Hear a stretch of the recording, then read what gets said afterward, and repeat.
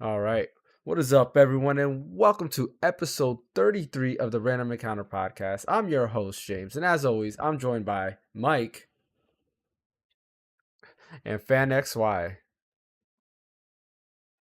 Yeah, Ash won't be joining us today because not we're not exactly entirely sure why, but if he decides to hop in later on during the podcast, then awesome, the more the merrier. But we're gonna have a quicker podcast because unfortunately we had to start it late because I had an issue, unfortunately. But yeah, so we're gonna kind of run through all the main stuff real quick. We're gonna kind of skip what we've been playing, and we're skipping video game 20 questions today as well. So we'll save what Fan has for us for next week. So jumping right into the news, we're gonna talk about some of the small news that we've heard this week. Number one being the Suicide Squad was delayed, which according to and like this is not facts. I don't think they haven't said that. WB hasn't confirmed it themselves, right? Am I not mistaken? Sure. Yeah. Yeah. And usually he's like spot on. Like every time he like predicts something, he's usually pretty much yeah, exactly. So like I believe what he says. Hold up a second, I'm trying to figure out why is my controller here not charging? Oh well, I'll figure it out later. Yeah, usually what he says is, he's pretty much on the exactly like he's usually on the money. So I believe when he says something. But what do you guys think about that? Like I'm not surprised, honestly. Like Suicide Squad did not look that great. Yeah.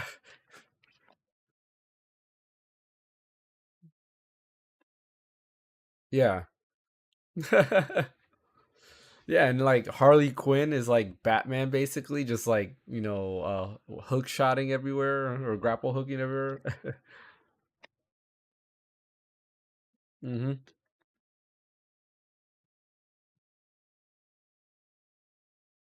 Yeah.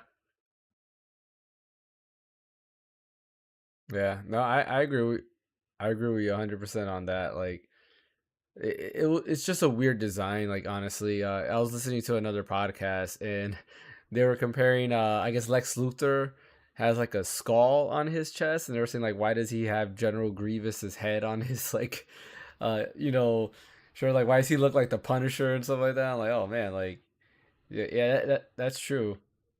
Yeah. Yeah. Yeah. Yeah.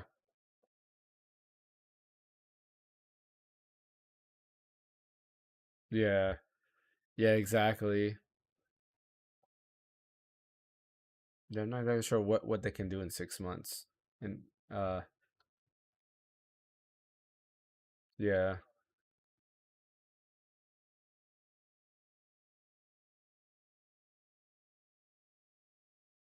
Yeah. Yeah, well, I mean, I think we all said we were gonna skip it anyway, so yeah, yeah, yeah, yeah,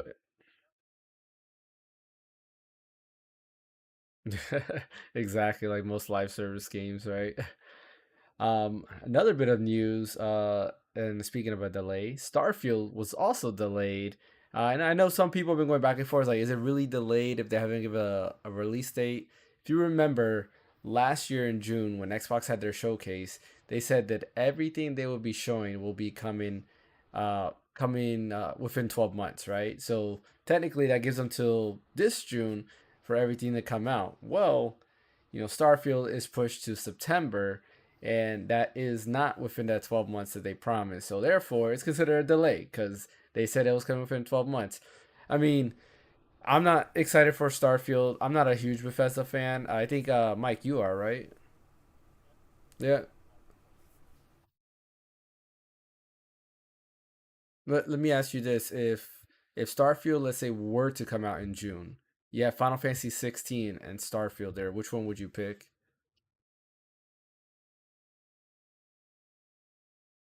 Starfield. Okay. What?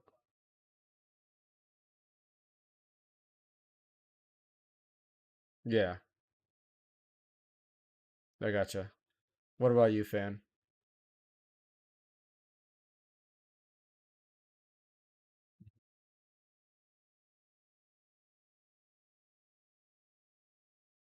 Yeah, like to me, Starfield looked like No Man's Sky, right? It looked like exactly like No Man's Sky with a little bit more action. So like I was already put off by that. Um, in I don't know. Yeah, yeah, yeah. Mm-hmm. Yeah, yeah. This, yeah,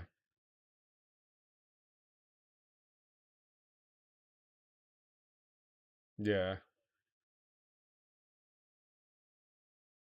yeah, yeah. Like, yeah. To me, like to go on what you're saying, like they haven't showed enough, and a little bit they showed. A did not scream next gen to me. Did not seem like a PS4 Series X game, like graphically speaking or anything. It just looked really bad in my opinion. Um, and I don't know. I think part of it too is in my head. I'm like, oh, Starfield. Mass Effect, right? I'm thinking Mass Effect because Mass Effect is an amazing sci-fi game, and Starfield had my interest because I love sci-fi, areas and stuff like that. Hence, why I like Halo or Metroid or anything like that because of the sci-fi elements. And I guess I was just expecting, I guess, more Mass Effecty environments, but I don't know. Uh, mhm,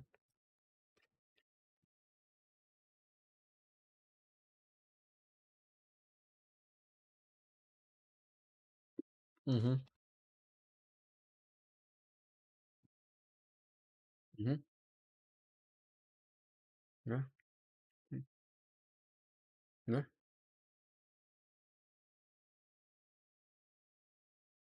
yeah. I gotcha. Yeah, so like, what's that other game? That other space game?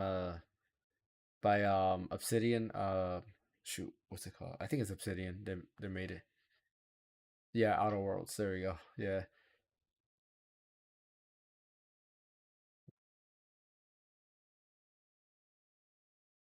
yeah. I only played like the first hour and then I stopped.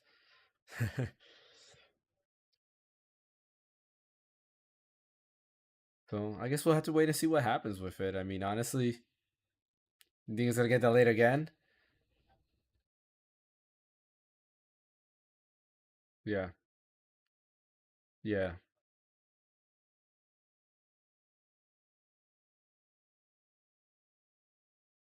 yeah. I agree with that. I agree with you. Well, I guess we'll have to wait and see.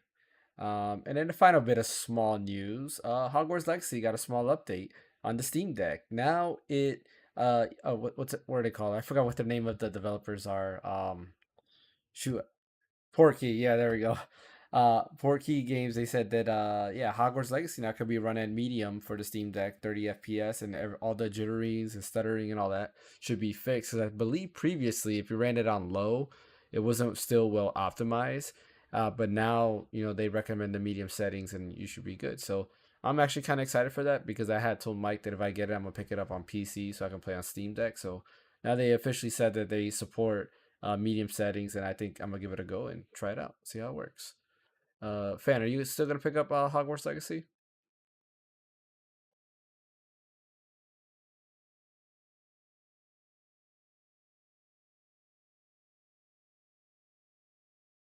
pre-orders? Yeah, I would assume so.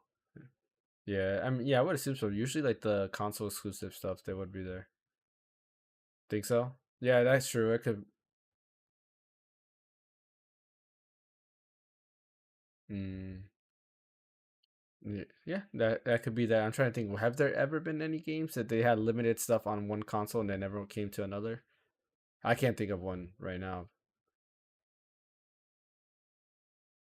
Yeah, yeah. Huh.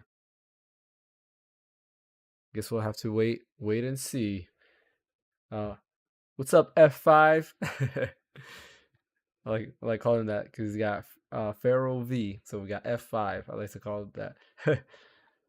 uh, so yeah, going on to our first main topic of the day. Uh, so I was actually inspired like at the last minute. I was reading a neat article on IGN, and it was titled "The Rise, Fall, and then the Rise of Japanese Video Games." And I kind of want to send us all back to the past and just remember where what that road was like, because like I feel like nowadays Japanese games people are a lot more excited for it now, and of course back in the days everybody was excited for it because they were making like killer games, but in that 360 PS3 era, it was like, and we talked a little bit about this last week, that Japanese games weren't seen as very polished or innovative or anything like that. And it was actually a bad rep for them. Like a lot of times when you would look at even like like IGN for example, if you would read like review scores with that, just for it being a Japanese game, like a lot of the reviews would go harder, be like, yeah, they're outdated mechanics, their story mechanics are outdated. They wanted basically every RPG to be a Skyrim, Fallout, Mass Effect, like dialogue tree type option game, and it was a lot of negative reaction there. And then we fast forward to this generation, a lot of people are actually loving more Japanese kind of straightforward games over these bigger games with dialogue trees, because people are just, I guess, feeling like, hey, we just want to go through the game, through the story, and call it a day. So what do you guys think about where Japanese games are today versus where they were seen there, and then of course in the beginning? Like, do you have any reaction to that?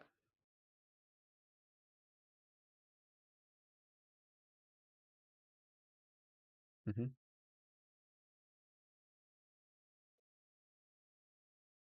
Mm-hmm.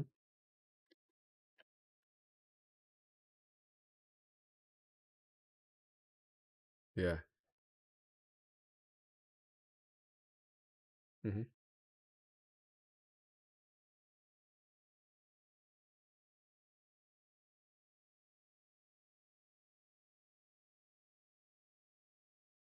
Yeah.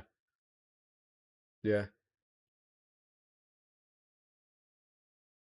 Yeah.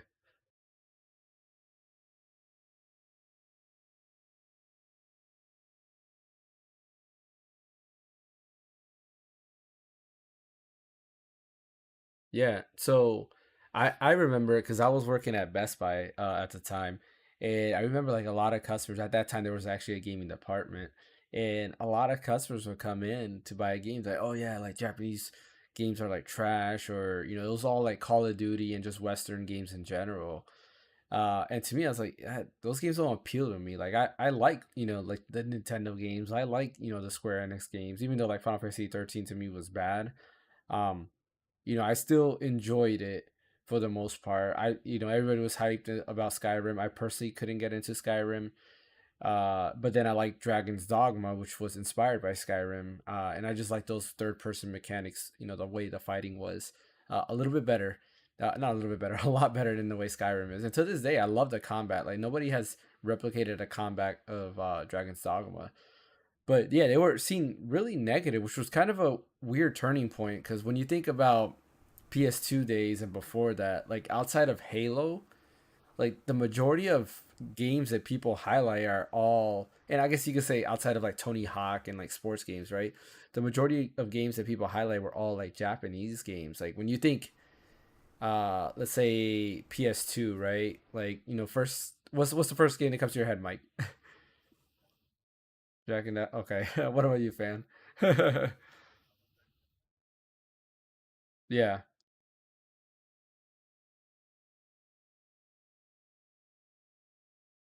yeah. See, for me, I think like Final Fantasy 10,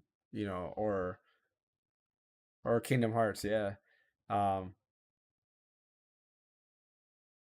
but yeah, Metal Gear Solid 2 was also there, and Metal Gear Solid 3, yeah. So like I think those games, right? Those are all Japanese publishers. If I think Xbox, that's when I think, oh, like Knights of the Old Republic, Jade Empire, Halo, um, not Forza, what was the other one? Got Project Gotham, right?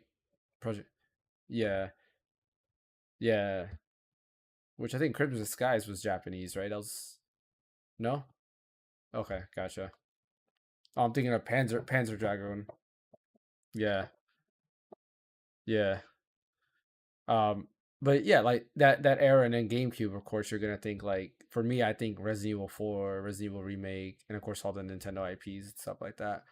But yeah, that was interesting. And you go further back, right? PlayStation was dominated by like Japanese games. There were few Western games that were available, but the majority of the amazing like highlighted games are all Japanese games. Even when people say like their top like 10 games, a lot of them are usually mainly Japanese games. It wasn't until that 360 era where that changed. And then interesting enough, it was that PS4 era, and kind of like Mike said, is when things flipped.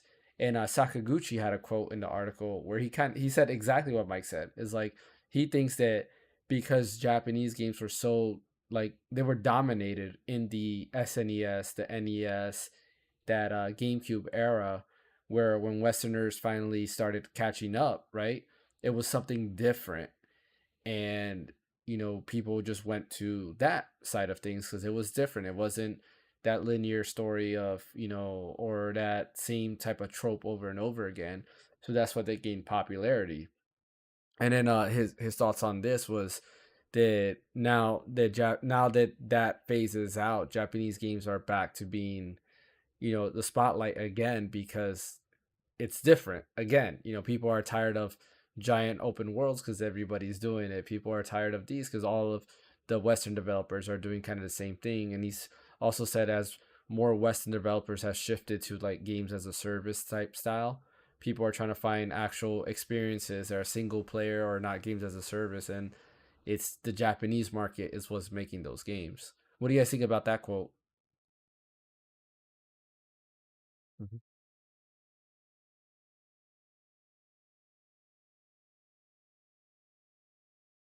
Hmm. Yeah. Yeah.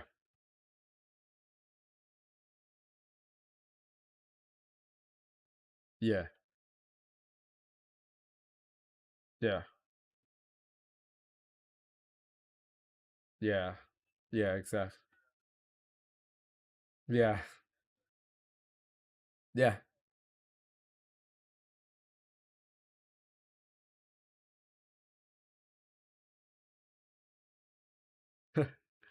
Yeah. Yeah, exactly. No, and and going into this rise, right? One company that I feel stands out, because I won't give Square Enix that, but one company that we're gonna be talking about, in a little bit is Capcom. They were very dominant in early video game days. You got to think they had Mega Man, they had Street Fighter, Resident Evil, Dino Crisis. There's something else that I'm not thinking of. Sure, they had like a lot of fighting games. Yeah, Devil May Cry, right? What else? Mm-hmm. Yep. Yep. Yeah, and there's a ton of things, and then at in that 360 era, it was like and even you could say like early PS4 is kind of where Capcom died. Like they forgot about Devil May Cry. Oh, Beautiful Joe, another great one. Um, but like they kind of like failed. Like after Street Fighter 4, there was nothing. Dragon's Dogma wasn't the hit that I think it should have been. And that was their attempt to try to kind of like develop a Western styled RPG, but in the vein of like Japanese style, like development. And like I said, I like it. If you haven't played Dragon's Dogma, I highly recommend it. Amazing game. You can usually catch it on sale for like $5 or something like that. But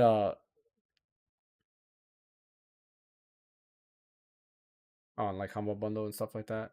Yeah, yeah, it's been on one of those. I want to say for a while. Onimusha is another one. Amazing game. Yeah, me too. But yeah, you had a bunch of those games, and then it's like they kind of disappeared. Resident Evil went bad. Like Resident Evil 5 was not that great. Resident Evil 6 was horrible. They just like went all over the place, and it was almost like they stopped developing games. Street Fighter 5 was bad. It was just microtransaction heavy. The one game that people were excited for was called Deep Blue or something like that. And it was like a tech demo they showed for PS4, and it never came out. Like that game just never made it. It looked like Dark Souls, but I guess Capcom style, and yeah, the game just never came out. So they're one of the companies that I feel like has had a renaissance. You know, when you think of Capcom today, you're like, wow, they pushed out a lot of great stuff recently. They have Devil May Cry 5, Resident Evil 7, 8, and then you had the remakes, all, amazing. Resident Evil 3, even though could have been better, was still a great game. What else? They've been doing the Mega Man collections. They did Mega Man 11, which I thought was great. Trying to think, Monster Hunter, right? Monster Hunter, I've seen a huge surge with Monster Hunter World and then Monster Hunter Rise being very popular. So like they're one of those companies that I feel like now they're pretty much on top. Again, Square Enix is kind of like in a weird situation. Final Fantasy 16, everybody's looking forward to, but then you have like other games where they kind of miss completely. Like Babylon's Fall was like, why? Why did you do that? NFTs, yeah, that's why he's no longer CEO. But yeah, I heard like the new one is he's deeper into NFTs than this guy, so we'll have to see. And like yeah, they're doing some weird stuff, but I guess we'll have to wait and see. And then of course, you have Sakaguchi himself who made Fantasia, which I thought was great. It felt like classic JRPG. You have what's his name? I can't think of his name now. The creator of Castlevania, right? He started making his own stuff. Kojima's still out there doing some great work. So like it's a big renaissance where I feel like now the Western development it's almost like in trouble. Do you guys agree with that? Yeah.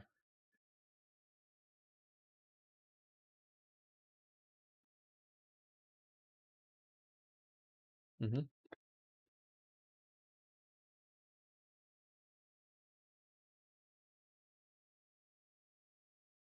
Yeah.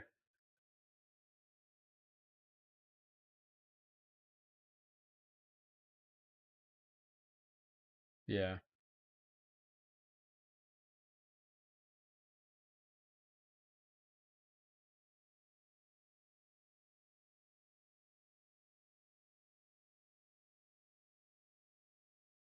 Yeah.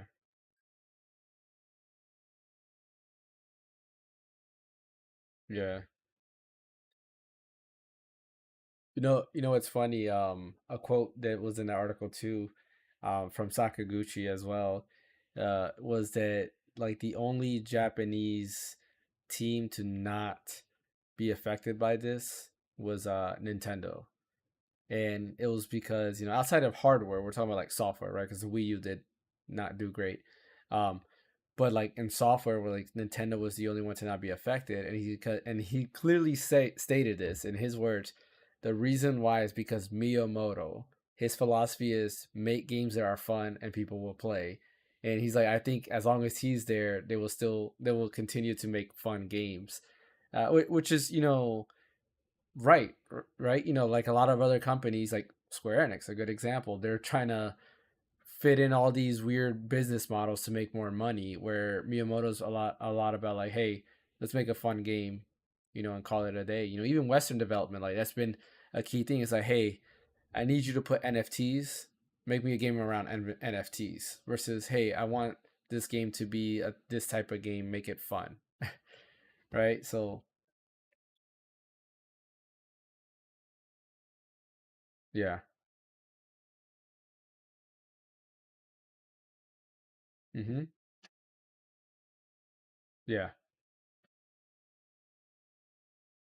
Yeah. Yeah.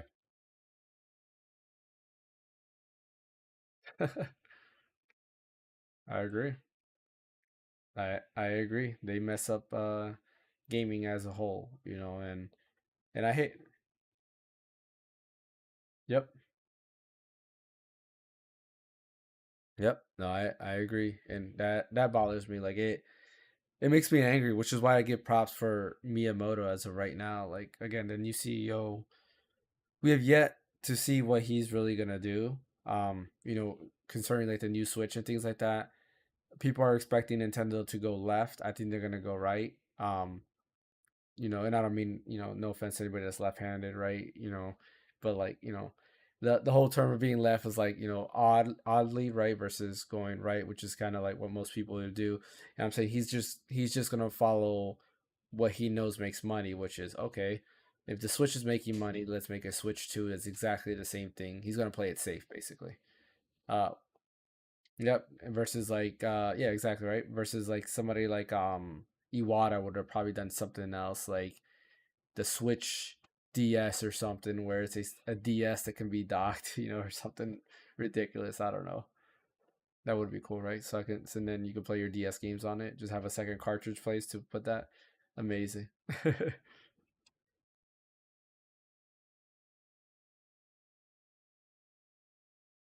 Yeah. Yeah.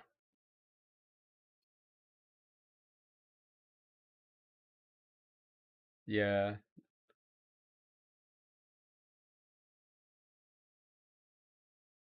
Mhm.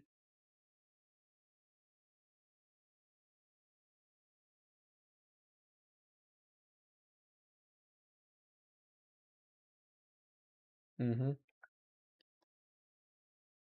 Yep. Yeah. Yeah.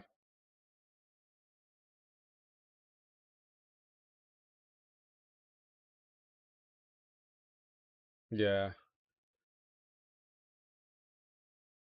Yeah.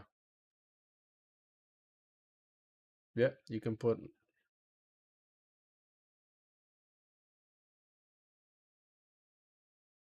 Yeah. That I agree with that. That would be amazing. You know, put an eGPU in the dock, and then yeah, right, and you have the Thunderbolt controller also enabled. So the minute you dock it, it uses the eGPU. Yeah, that'd be pretty cool. But yeah, I guess you know I'm excited to see where. Well, kind of excited to see where this new era of gaming takes us. I'm still like, I don't know. I have more fun playing older games still than I do newer games, and that's just because the business models of a lot of the newer games is just not there for me, and it just seems like when it comes to like fun, it's more about yeah, the beginning's fun, and after that becomes a chore, and I just hate that. Like when a game becomes a chore, it's just like nah. Mm-hmm. Like a chore, yeah,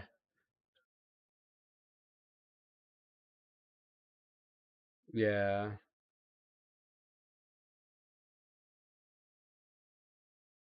yeah,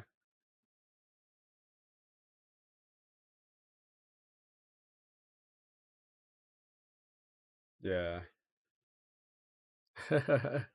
Yeah, exactly. Um, but yeah, let's continue moving on with this, you know, and you know, continue talking about Capcom. Capcom had their Capcom Spotlight where they talked about some games. So I'm gonna read that list real quick.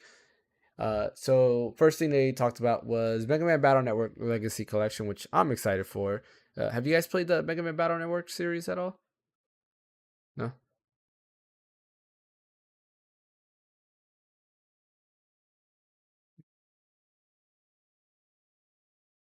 Yeah.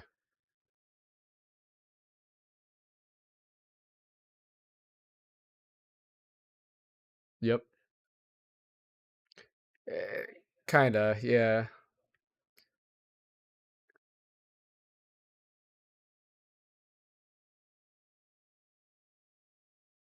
Yeah.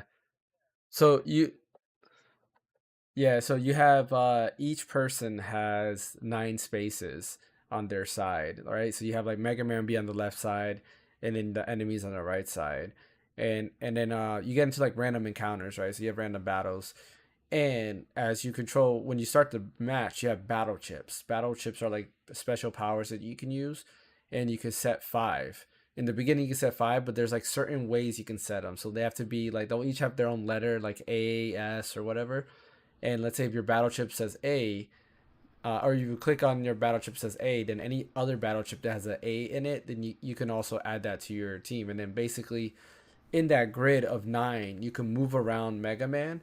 and then you can shoot your buster or use your battle chip, which will do a lot more damage. But as you're moving, the enemies are also moving in their space of 9, so you kind of have to time your movements. Yeah, it gets pretty crazy because then like later on, the harder levels like they'll block certain spaces and you can get trapped in a corner, and then they'll just like destroy you. But yeah, it's more RPG ish. It's not really. It's kind of tactical. Like I said, you have that space of 9, but you're actively moving in real time. So all the battles are real time. It's fun. Yeah, I don't. Yeah, it's still kind of unique. Yeah, there's nothing else like it that I can think of. Like nothing else has a battle style like that. But it's fun. It's a normal RPG in the sense you walk around, you have an overworld, you buy chips to upgrade Mega Man, you can upgrade his health.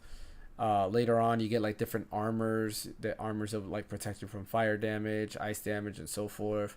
And then some of the other Mega Man titles you can actually transform again. So a lot of cool things they have going for it. Yeah, I'm excited for it. I've played one. I've beaten one. I've played two. I haven't beaten it, and then I've played Team Colonel, which I think, or I'm sorry, Team Proto Man, which I believe is five. I think.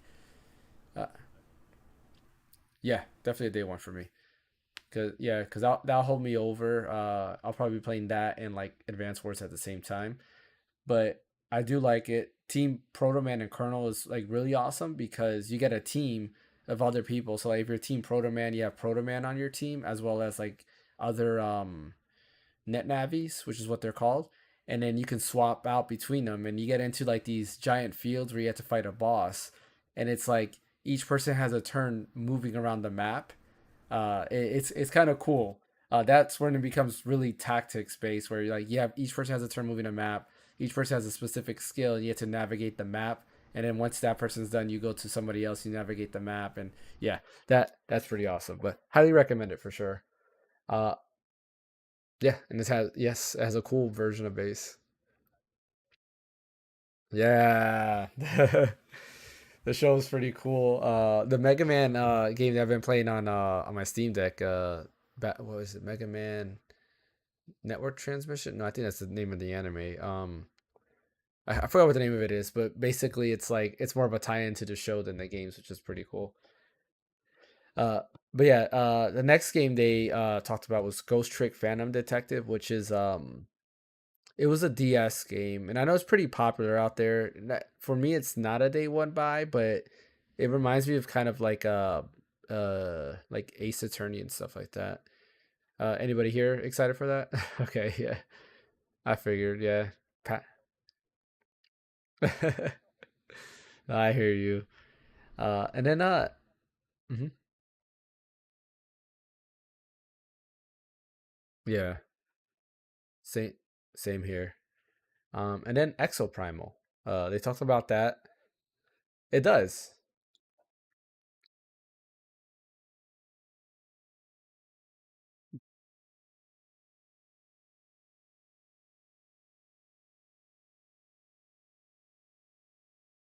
Anthem.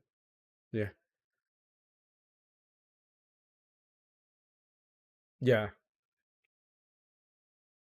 It is. Yeah.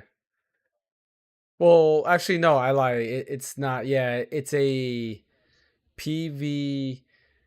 I think it's PvPvE because there's another team that you fight against too. So like you're going to a PvP arena and then you have objectives to kill like the dinosaurs, but there's also another team that's also doing the same objective, and it's kind of like whoever does it first wins, but they can kill you at the same time. Yeah, yeah, yeah. It's not Destiny for sure. And there's like a story in it too, which to me I'm like, I don't care about the story. I just want to play the game. Uh, hmm yeah, same. I want to see if we can all get that the beta because I know they're doing a beta, an open beta, and we could probably all play it together and test it out. That'd be pretty neat. Yeah, I know you've been talking about that. Yeah, I mean that locksmith was like what, four Sons of the Forest games? That's enough to pay for everybody. Oh man. But yeah, the other game they talked about was Monster Hunter Rise Sunbreak, which was already available on both Switch and Steam Deck. And Sunbreak will be coming out. Shoot, they give an actual date. I believe it's like in April for PlayStation and Xbox. Which I enjoyed Rise. I haven't played Sunbreak mainly because like I have nobody else to play it with, and also I kind of want to buy it on my Steam Deck and play at a higher frame rate than the Switch. Uh, they do, yeah. I've been like eyeing it nonstop. Like that Locksmith was almost like 15 of those games, but yeah, I'm gonna just keep like mentioning it. Yeah, and then the final thing they talked about was Resident Evil 4, which did release a demo, right after the Capcom Spotlight, and I'm excited for Resident Evil 4. Is everybody here excited for that?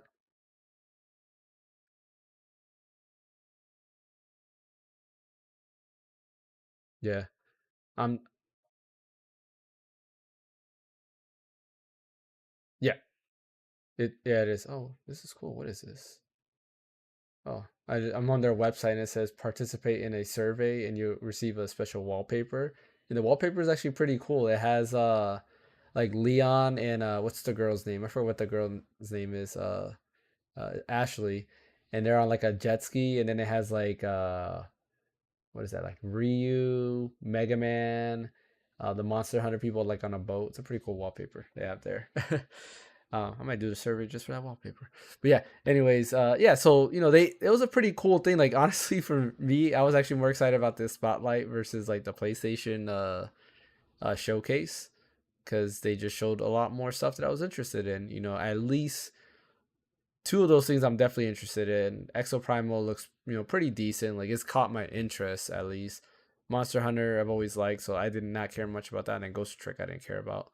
And I don't think they did show some Street Fighter too, which on here they didn't mention it, but they did show a little bit more Street Fighter, which it's already a day one for me. So like I don't need to see more about that. But yeah, that is that. What would you rate the showcase?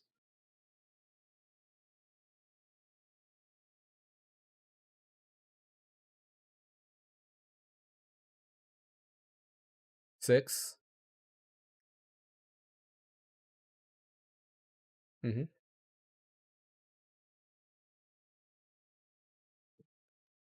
Oh, I have it here.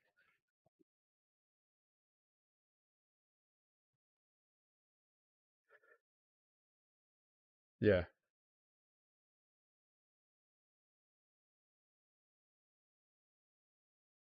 Yeah.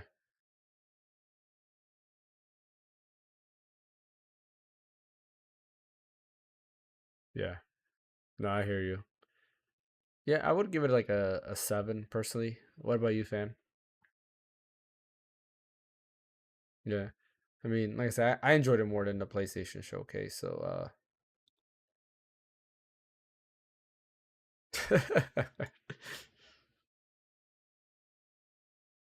yeah. There was that, and then the first half was just all VR, which I personally wasn't interested in at all. Yeah, I know, right? Yeah, all you hear was like great hardware, and then that's it. It's like the software has to, kind of keep up, or else it's just going to be a Wii U. Where, in my opinion, the Wii U had great hardware. It just, didn't have good software at all. Yeah. So,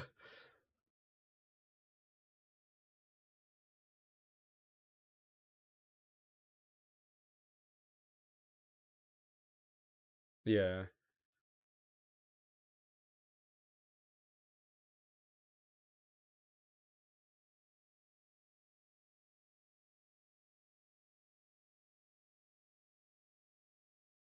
yeah,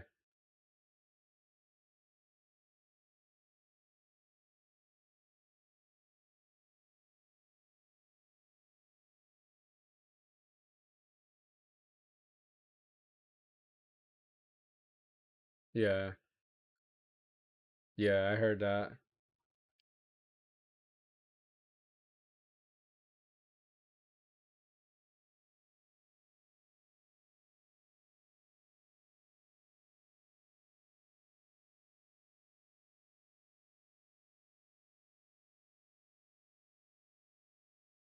Yeah. Yeah, I saw you bought a bunch of like VR games like right away. You bought like 30 of them on Steam. I was like, man, like oh, that's what it was. Yeah. Okay. hmm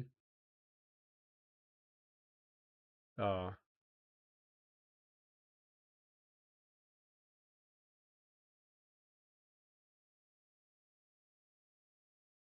I still want to play Half-Life Alex. I want to try it, but like I get motion sickness easily, so I don't think I can do VR.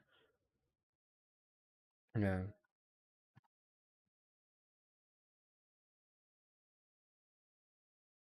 Yeah.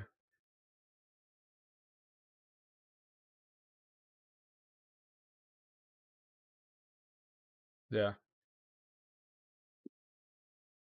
No.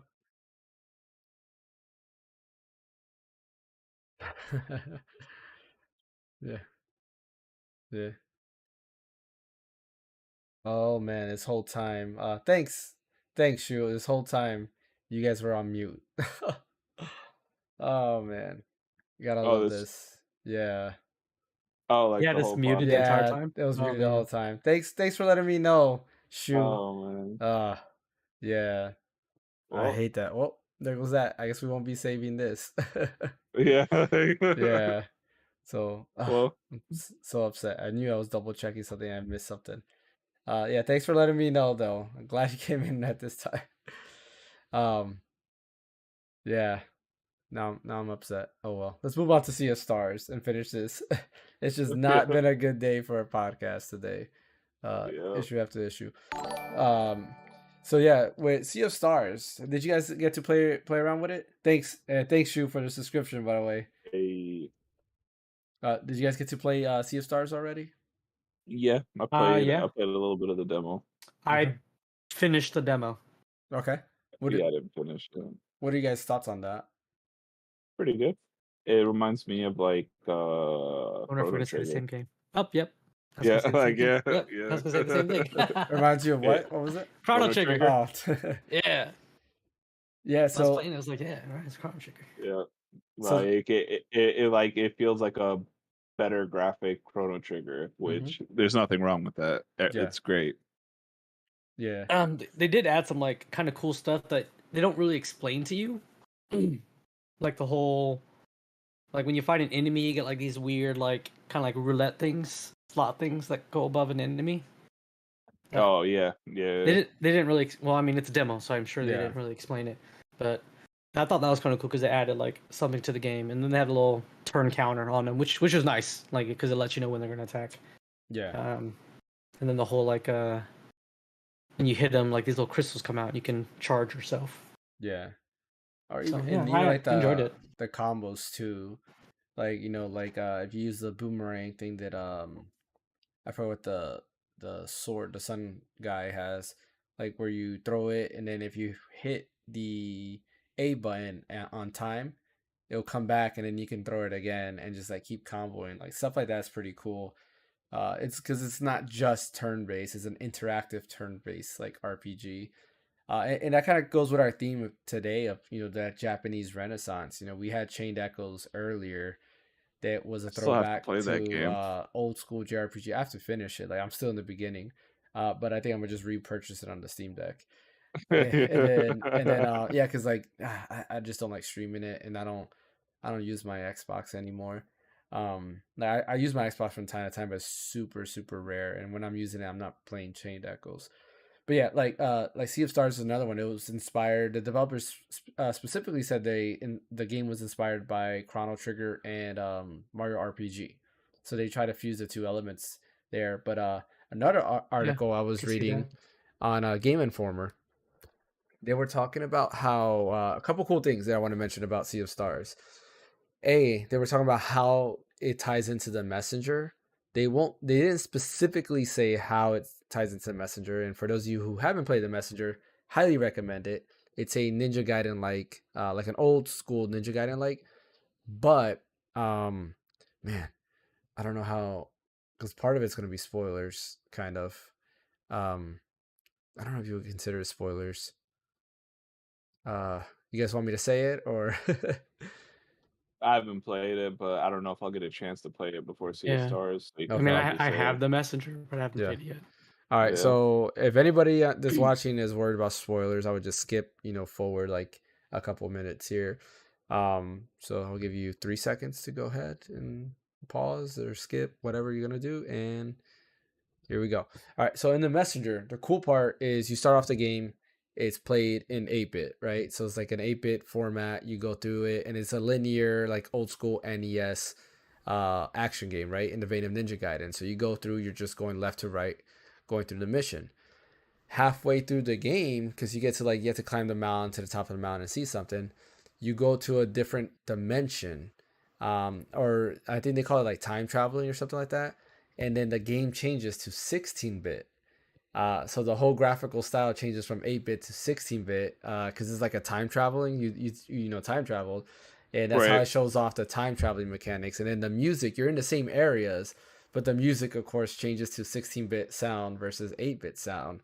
But the gameplay changes completely to a Metroidvania. So it's no longer a linear go straight. Now it's a whole Metroidvania where you can go all these different areas and unlocks like a bunch more moves and abilities you can do. Like I was mind blown when that happened. I went in there, of course, playing. I was like, oh, cool, I'm at the end. I just had to go to the top of the mountain, and then next thing you know, like when everything shifts, I was like, oh, this is awesome. And it just turns into a Metroidvania, and you just go through. There's save points. You're leveling up, buying items. Like, man, it was great. So when they were talking about Sea of Stars, they were kind of saying like, Sea of Stars takes place thousands of years before the Messenger, so it's still the same universe, but it's 1,000 years before. The whole world of the Messenger is basically like a flood happens, destroyed kind of like the world, except for the mountaintop that you're on, because they said that the island that they consider it's actually a mountaintop, which is why it's an island. That's kind of like the only civilization left. So the island and that mountaintop is in Sea of Stars, and that's all they left it at. They're like, you'll have to see kind of like the other, how it actually connects to the messenger. That you'll have to find out yourself. But the coolest thing I think that they said was just like the messenger, where it switched from 8-bit to 16-bit. There is a point in Sea of Stars where there's a similar change, and they said that's all they're gonna say. So like I'm wondering if Sea of Stars already looks 16-bit, are they? And it's just kind of spoilers there, but like if Sea of Stars is gonna look 16-bit, is it gonna change like halfway to like PlayStation graphics? Like, That'd be kind of funny. That'd be funny. yeah, Yeah. like I'm thinking that, or unless it's like some other type of like deal. But it's an interesting thought. Like I've been following their development, like road to Sea of Stars and everything. Been watching their YouTube videos and all their live streams, and it's pretty cool. Like the stuff that they've been working on. Yeah, I've been following this game since the Kickstarter. I think it was on Kickstarter. Yeah, I think it was Like, Kickstarter first. Yeah, I believe so. yeah. So it's been a few years now, like, cause they look great, like, cause I love that art style that they have. Yeah. Yeah, me too. And I think what really got me in was like they said like it's a sequel to the, or not a sequel. They said it was a prequel to the Messenger. Um, I think they said that it was a prequel, or they said it took place in the same universe. Like the first trailer they had said, I was like, oh, that's pretty cool. Like now I'm interested in it for sure. But yeah, yeah. What do you think about Sea of What? Stars? Would you be picking it up day one? When's it come out? In August. What's the actual date there? Let me see. Yes. In August, yes. Because I should be done playing all my long games. Yeah, there's nothing I'm actually. I'm like upset because I got a new job and like it's like Zelda comes out and like a few other games comes out and I'm like, man, like I took off for Zelda at my current job and I'm like I Yeah. won't be able to do that at my new job. Like Yeah, it comes out August 29th. yeah, I'll definitely. Oh, it's 2 days before my birthday. I'm gonna Oh, treat myself. there you go. Like Treat yourself. yeah. Yeah, it looks cool. Like all the art style. Like I'm on their website to see it. Like I love like the drawings and the art style of the characters. They released some like limited like wallpaper, which was pretty cool. Like because I'm following them on YouTube. They like sent the link on YouTube through the like community. stuff, and I was like, oh, that's pretty dope. So like those are my wallpaper backgrounds for my phone, Yeah. and like my Mac and my iPad and all that stuff. So yeah, they have a bunch of cool stuff that they release. Like the whole world and the environment, I just love. Like I'm super excited for the game. I like old school, JRPG, like especially anything like that's similar to Chrono Trigger. Count me in. Right. That's where I'm at. I actually started playing Chrono Trigger on my Steam Deck, and I forgot that I was playing it. I need to go back and play it. Yeah. Like, See, I was playing it on my iPad and I'm lost because I don't remember what's the last thing I did. And I jumped back in. I was like, shoot, I don't know where to go. There's yeah. nothing telling me where to go. I'm like, man, like I'm literally lost and don't know what to do anymore. So like it's one of those things that I'm like, great, I might have to restart the game all over again because Yeah. I don't know. Yeah, I seriously Ain't nothing wrong with that. the last thing I remember was the frog. I went to this place and the frog was there, and then he was like, "Get out of my house," and then he walked away, and that was the last thing that happened. I was like, "Okay, well, where am I supposed to go?" And there's nothing else to do. So, oh well. Yeah. but You but gotta yeah, love old school games that don't tell you where to go. It was like that playing Final Fantasy 1. Like yeah, there's literally no direction where they're like, "Hey, go here." yeah. Like, I played when I played Dragon Quest One for the first time. I had the similar issue. Even though Dragon Quest One is super short, like you can beat that whole game in like 5 hours. But the same yeah, thing, like it starts you off and it's like, yeah, rescue the princess, and then that's it. You're like, okay, where's the princess? Where do I gotta go? yeah. And you What do I go, do? Like, yeah, and you go through and like literally, if you start going the wrong area, you just get murdered because like the difficulty spikes are like horrible, like yeah, it's very very insane. bad. Uh, yeah, you should play. Yeah, if you guys haven't played it, Dragon Quest One, really good, fun game. Uh, like, it's a weird turn-based RPG because there's no party members. It's just you, so it's like it's turn-based, but Yeah, it's only you. So it's you against the enemy, and that's it. And the enemies, there's only one enemy, so it's never like two enemies spawn. No, it's like one enemy and then you, and it's just you're taking turns hitting each other. That's it. It's funny. I mean, it's you, one of the you, first NES games, but it's you like gotta love how far we've come. I know, right? Now you have things like Fantasia where you can group up like multiple enemies and fight them all at once, and just continue doing that. What do they call They it? that Fantasian, their fighting system in that game's really good. Hmm. They did it very, very well. But that difficulty spike, I did not appreciate that, dude. Yeah. Like, No, that's a difficulty spike. That's still crazy. Like, have you played it, fam? No. Bro, like go play it because at first you're like, yo, this game's dumb easy. And then like the second part comes and you're like, what happened? Like you'll go to the first boss and you just get murdered. It's like do this is Mark, so dude. like I know Linus, he did a in his podcast he talked about Fantasian, and he talked about the same thing, but I'm almost positive the boss that he described was not even the second half. That was like in the first half, and he was talking about like how unfair it was. I was like, bro, like you're in the first That was half, like easy. you haven't even got to the second half, man. Oh man. Dude, it was that boss. I can't remember. It casts like petrify or something like that Yeah. on your party members. And it's like, bro, like it's ruthless with it. It just keeps casting it. And if everyone's petrified, you lose, dude. Like, Yeah. and I'm just like, yo. And the thing about that game too, it's like, and Linus kind of said in his podcast, and I agree with that, is once and either one of your party members are down or like petrified, it literally takes like almost like 5 turns to get back on track of what you were doing. Yeah. Some of those battles take a long time too, because you'll Yep. be fighting that thing for like 20 minutes and then end up dying. You know what I Yep. mean? The whole time you're just trying to bring back that one party member, Yeah. and you bring them back, and then the next party member's petrified. Dies. You know, Yeah. then you're It's trying like, to bring it. Yeah, dude, like that's like literally jeez. the flow of the game, dude. Like, Yeah. that's why it got so hard in the second half, because you're just like, what the hell just happened? You know what I mean? Like, if one person gets like, and they have like little like talismans, or I can't remember what they're called in the game, where petrify doesn't affect them, but it's Okay. like but you can't put it on everybody. You Yeah. know what I mean? Like, so you're still like, I don't know. Yeah. The ending boss to the first half.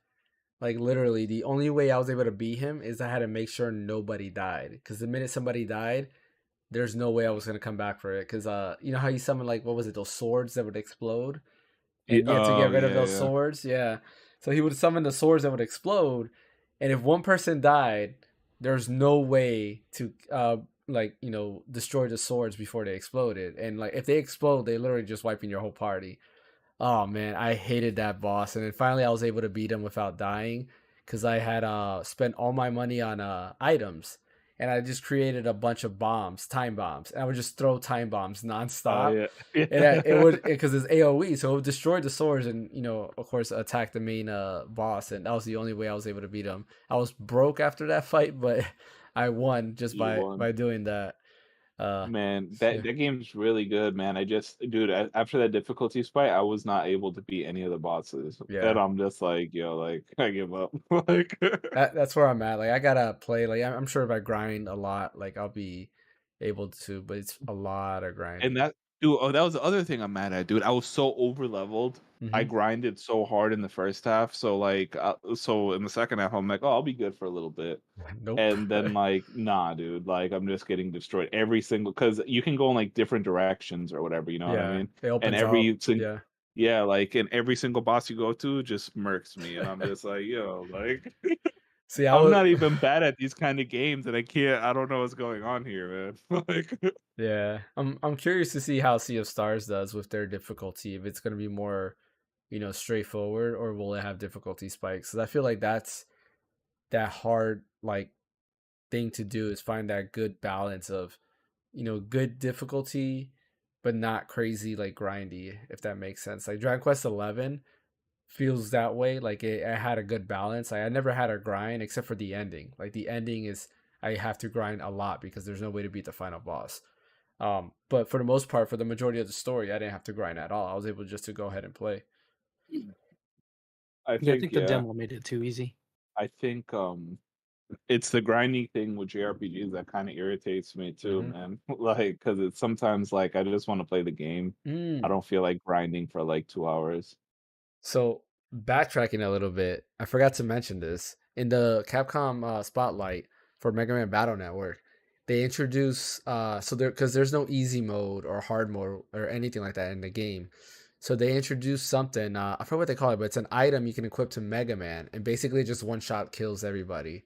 So it's like for people who just want to go through the game and just play it for the story, you can use that. Or like if you're struggling on a boss, you can just go ahead and use that to make the game easier.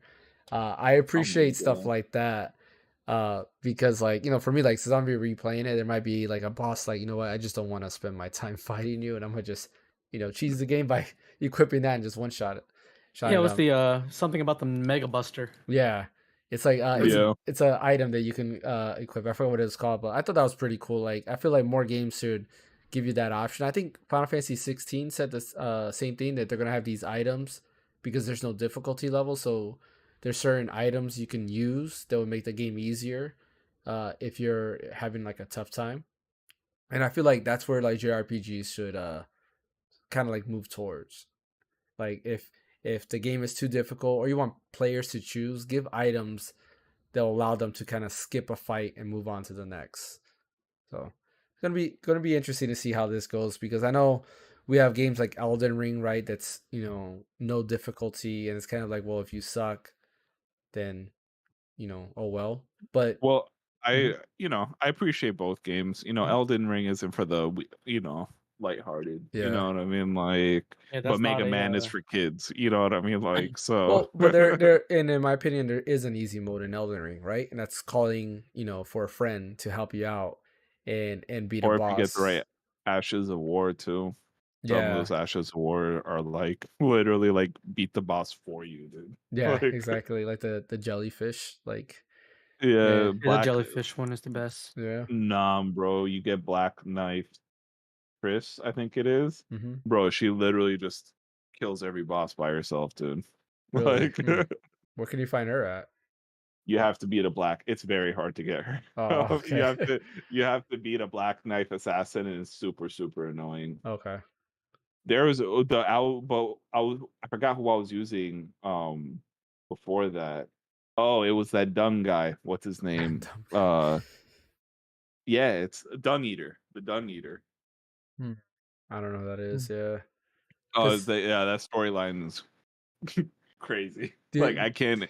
It's actually TVMA. I can't even talk about it on the stream. Like, yeah. The only ones I had on the Xbox, I had the jellyfish, which you find out the lore about what the jellyfish is. It's kind of messed up. You had I had the jellyfish. I have the wolves, and then I had like the skeleton, like a skeleton like crew type people. I forgot what they Okay. were. yeah. Um, They have a lot. There's like a lot of good ones. I can't remember the other one that I was using before that. yeah. It was like a soldier, and I can't remember Mm. the name of it. I'll get back to you on that one. No worries. But that is all that we have for today. Like I mentioned, a little bit of a shorter podcast. Not that much, like 4 minutes shorter. But yeah, appreciate everybody showing up. I apologize that the whole first half, you couldn't hear Mike or Fan. That's my fault. I could have sworn I unmuted them, but I didn't. Appreciate you, Shu, letting me know that, because went through a whole freaking podcast without having that. And, oh man, I gotta set like a reminder here or something. I just added. Just write it on a piece of paper and put it on your monitor, dude. Yeah, Yeah. exactly. I'm gonna have to do that. Like, I could have sworn I did, man. Oh well, that's like 10 like lock picks right there or something like that. But yeah. Yeah. But yeah, appreciate everybody who showed up. We have 7 people on Twitch and 6 on YouTube. If you haven't already, go ahead and subscribe to us over on YouTube. We are trying to hit that 180 subscriber goal. We're actually sitting at 179 right now, so we need one more subscriber to hit that 180 goal. And I might actually be changing that goal to hit 200, because I feel like it's a good month that we can probably hit 200 subscribers on YouTube, which to us would be a huge milestone. So I would appreciate that if you can share the channel with your friends and everybody. I'll be working on a few videos to upload. Mike has his impressions of the Nixie controller, and as well we're going to try to get some other videos out there as well. So I'll be working on that for sure this week, as long as doors don't get locked and stuff like that. But yeah, and also don't forget to check out Phaneckswhy's channel. Fan, actually, where can they catch you at? Oh yeah, you can catch me here, at the random counter. But I've got my own Twitch channel at Phaneckswhy, and on YouTube and Twitter. Yeah. What about you, Mike? Right here, man. Eating dung. And of course, you can always catch me here. Apologize for not having no video game 20 questions, but we will be back next Sunday to hear fans or to play against Fan, because he'll be the game master for video game 20 questions next Sunday. And I'll be working on cutting out our video game 20 question segments off of our videos. So if everybody's interested in just watching video game 20 questions, you can do that. I'm planning on doing that for sure. So thanks for watching, and we will see you guys I'll see you guys on Wednesday. Take care.